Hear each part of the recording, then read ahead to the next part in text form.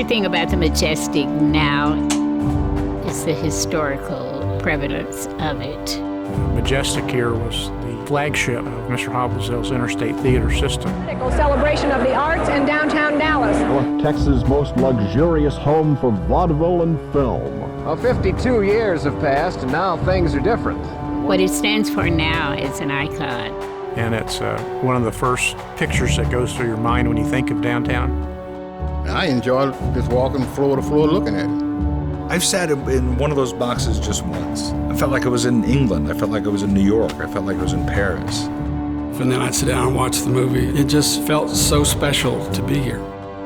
Entertainment industry always was about fantasy and getting away from your everyday life, and that's what this theater represents. The Phantom of the Opera is being shot in the Majestic. They're hoping that voters will approve $4 million worth of renovation for the Majestic. You don't have to convince anybody to save the Majestic, to preserve the Majestic. You just have to get them inside the Majestic.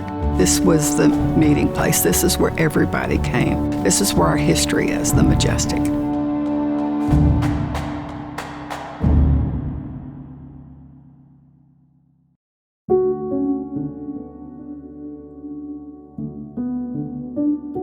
In 1905, the landscape of the Southwest theater industry changed forever with the establishment of the Interstate Amusement Company.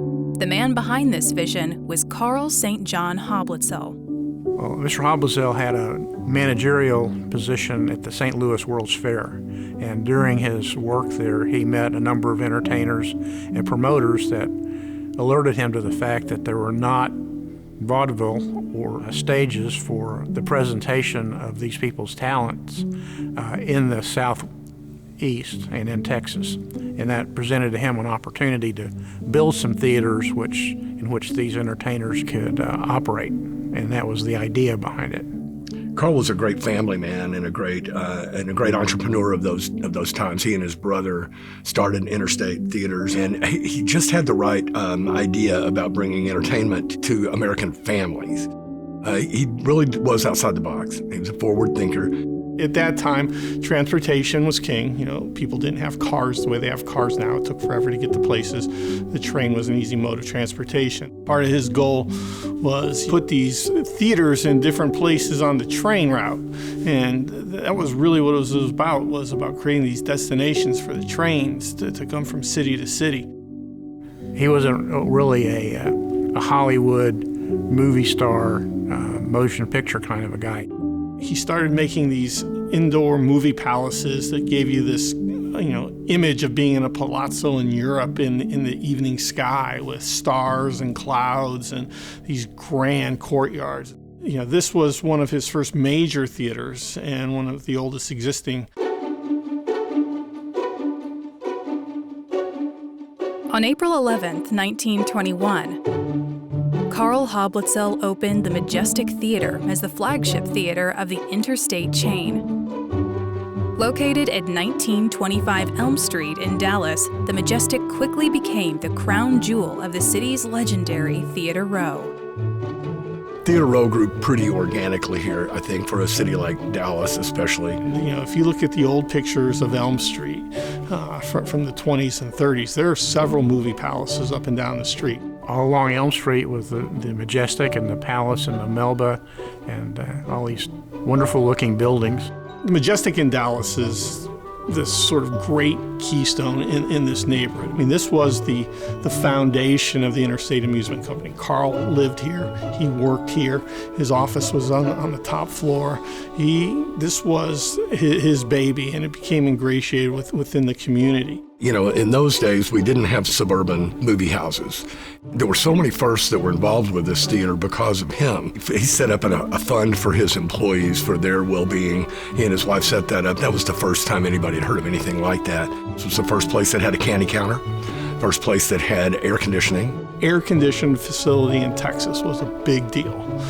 The Majestic in San Antonio, for example, is one of the only air-conditioned buildings, in the city in the 1920s. And so that, you'd get on that train, you go in there, you'd watch 3 movies all day just to be in the air conditioning all day. It was a great experience. It was a community event to come down here. families dressed up and came downtown to attend films in these beautiful movie palaces.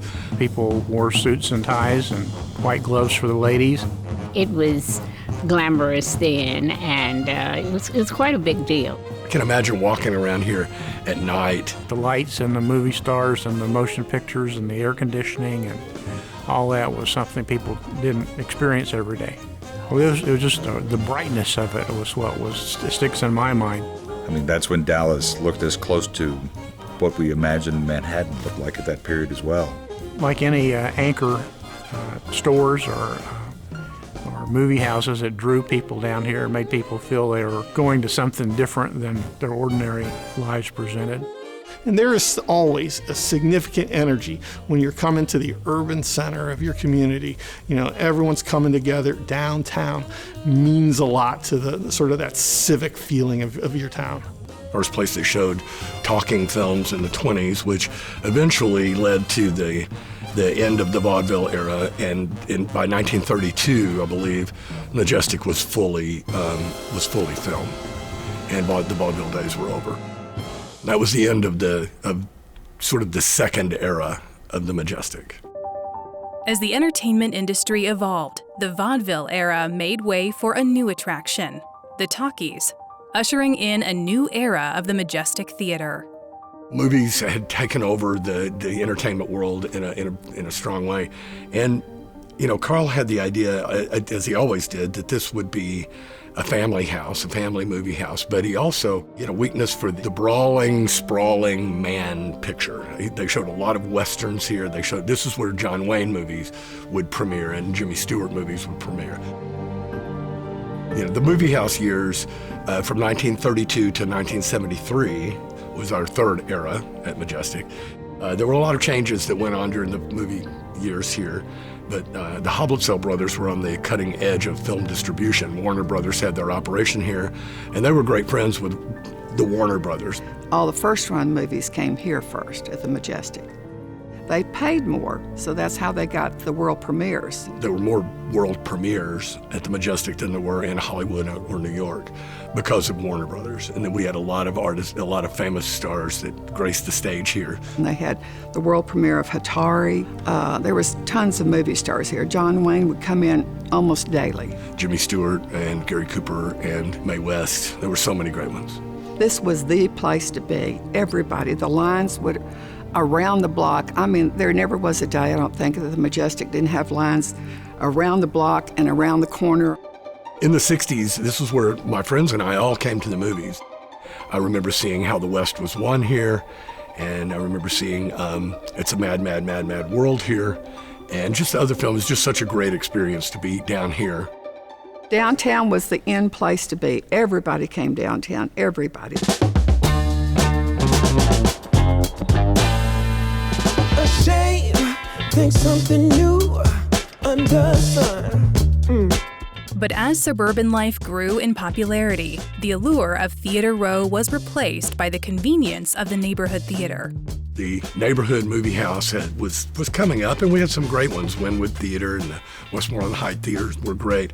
Everybody went to the suburbs. Nobody would come downtown. Downtown died. And then when they passed that law that the Majestic and all of them couldn't get first-run movies, the suburban theaters got first-run movies, well, then that ended it all. It kind of took something away from downtown as well. We kind of took it personally because, you know, in the movie theater parlance, we worked downtown, so we were pretty hot stuff. It was just so much easier for parents to take their kids 4 blocks to the local cinema rather than bring them downtown. And I think that was the end of Theater Row and the end of the big movie houses downtown were the neighborhood cinemas. So I think by 1973, there was very little patronage here. So the last film was Live and Let Die, aired in '73, and the decision was made to just close the doors. I know the night that the theater closed, we let people in free to see the show and to stay, take pictures if they like. And I sat on the edge of the apron of the stage here, and about 50 people sat down in the seats back here, and we talked until 3 o'clock in the morning. And each of these people, without question, said, I remember the night that my wife and I came to the Majestic, or something related to the theater. So there's a deep feeling of affection for the theater and the building that houses it. And then one by one, these all went away except for this one. In 1973, the Majestic closed after the final showing of the James Bond film Live and Let Die. But cinema at the Majestic Theater had not completely vanished. In 1974, the theater was chosen as the central location of the Brian De Palma film Phantom of the Paradise. When they shot Phantom here, I've seen pictures of De Palma sitting there, how much time they spent here and how fun it was and how sort of anarchic it was. We needed a great, grand old palace. It was a big deal to find a theater that could represent the Fillmore. And the only theater that Brian would refer to is, there was a theater in New York called the Paradise, which was like the Majestic, a grand old theater palace, but the Majestic fulfilled it in spades. And in his mind, it was probably even grander than what the Paradise was. Majestic became the centerpiece of our shooting the film principally in Dallas. Because it wasn't being used, we were free to create our own idea of what the Fillmore was to be. It was special, absolutely. In 1976, the Hoblitzell Foundation gifted the Majestic Theater to the city of Dallas, paving the way for a restoration. The landscape of downtown Dallas at the renovation of the Majestic was dead. I mean, it was, Elm Street was dead, completely dead. I hate to repeat that. I'm not sure what the decision-making process was, but the Hoblitzell Foundation decided that they would gift this building to the city of Dallas. With a caveat that they restore it. Its organizers decided to kick off this year's festivities at the Majestic Theater. They're hoping that voters will approve $4 million worth of renovation for the Majestic. I think that is where we got the bond election, I think is what it was. And funds were appropriated, and the several $1 million that they spent was in place. And then they got the Oglesby Group to draw and the contractor to start the work. The Majestic was that majestic and historic, and I think that's why. There were a few years of planning, and the renovation began in earnest in 1978 after the theater was gifted to the city. We all were so excited that it was given to the city of Dallas. Buildings, they're living organisms as well. You shut a building down for a couple of years, you don't know if it comes back. So when we walked into a 1950s remodel. As you look at the building, the marquee in those days was the very, very prominent backlit frosted plexi with neon surrounding it, and that's where they would hang the letters for the shows that were coming, which went away. But that came along in the 40s, I believe. And then you came in, the motif, the color scheme was burgundies and various shades of red, and all of the things had been painted over and a lot of damage to the artwork, plaster art. And so we had to strip and redo all that and bring it back. It's a great building, it still functions, and if the city hadn't done that, who knows how long it would have taken to bring in a private group to run it and manage it. And you would hate to see this turned into something else. This is too great a building to be turned into a drugstore or a shoe store or retrofitted into something it really wasn't intended to be. This was sort of a tear it down when the ashtrays are full kind of a town, and we've destroyed a lot of our history. The city not only restored this building, they did it in an absolutely fabulous way. All the gold leaf was replaced. It was very carefully renovated by the city, and we're very proud of that. That's one of the things that we've really gotten right with our history. After years of uncertainty, the last remaining member of Theater Row was reborn, this time with a new direction. The city opened the theater as a performing arts center in 1983. It was such an amazing venue from the get-go, just the glamour and elegance. It was reopened with Liza Minnelli performed. It was a fantastic gala. It was an excellent night. Shortly after that, they went into an arrangement with the Dallas Summer Musicals to operate the theater on a long-term lease. I remember seeing Dallas Summer Musicals. It was fantastic. I mean, the history immediately hit you, and like so many things in Dallas, it was not brand new, you know. it was old.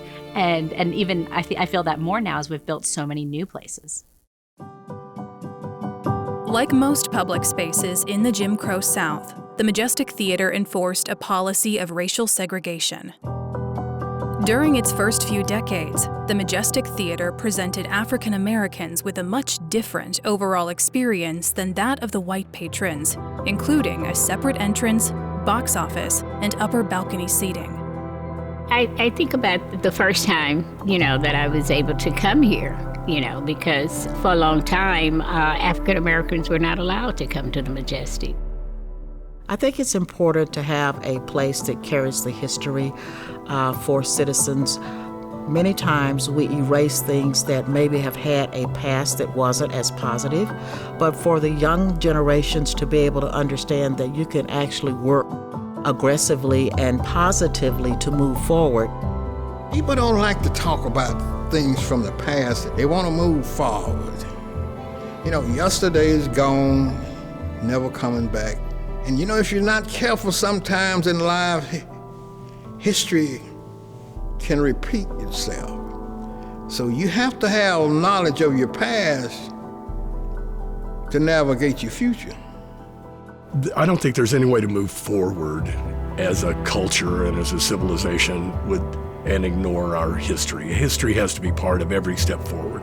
Looking back isn't stepping back, it's just learning from the past and from our own history. I think it's important that we maintain those things and keep them in order to be able to have a more informed future. Here is an old structure made new. It will allow us to have, finally, a place in our city, and the one thing we have been missing. A home for the Dallas Black Dance Theater has made great strides, but they haven't had a place to play on a regular basis. By becoming the first resident company, Dallas Black Dance Theater helped guide the Majestic down a vital path.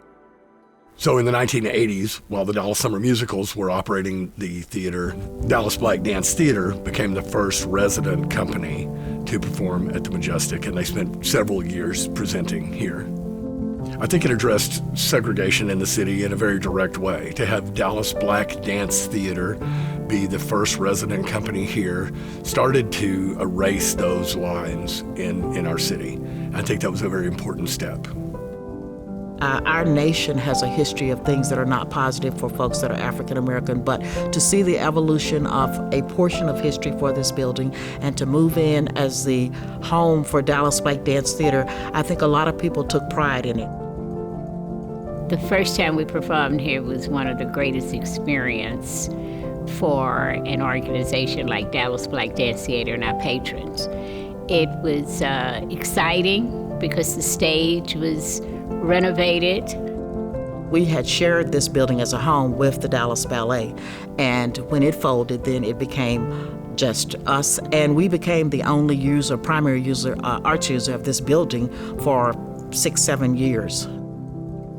I think Dallas Black Dance Theater and the Majestic Theater will always be partners. One of the reasons is because it is one of the largest houses that we can come and perform in that gives us that ample space. We cannot do our school performances anywhere else in Dallas because of the numbers that we need.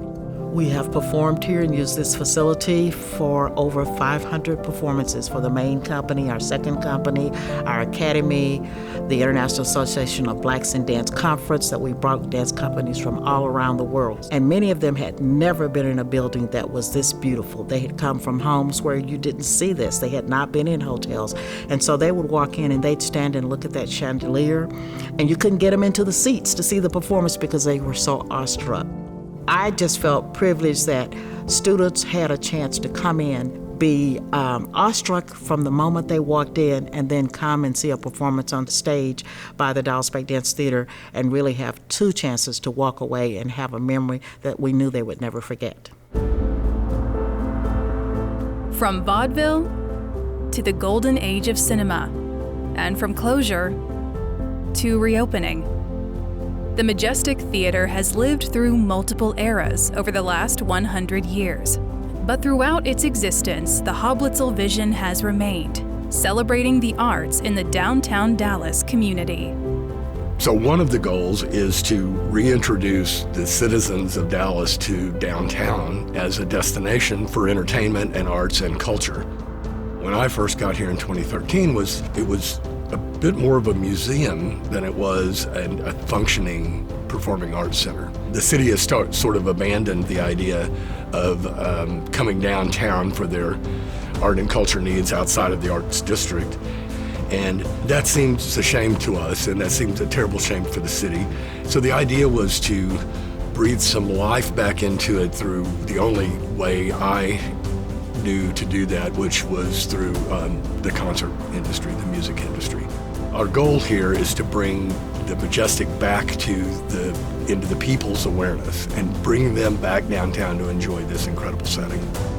Community, Mr. Hoblitzell believed this, that in order for a community to be healthy and to attract international corporations to have headquarters here, you've got to have certain things. You've got to have good health care, you got to have good schools, you got to have the arts, or else those folks are going to go someplace else. The younger generation are the one that's going to keep it going on, keep the building open. And you have to bring entertainment here that young people enjoy, as well as music for seniors to enjoy.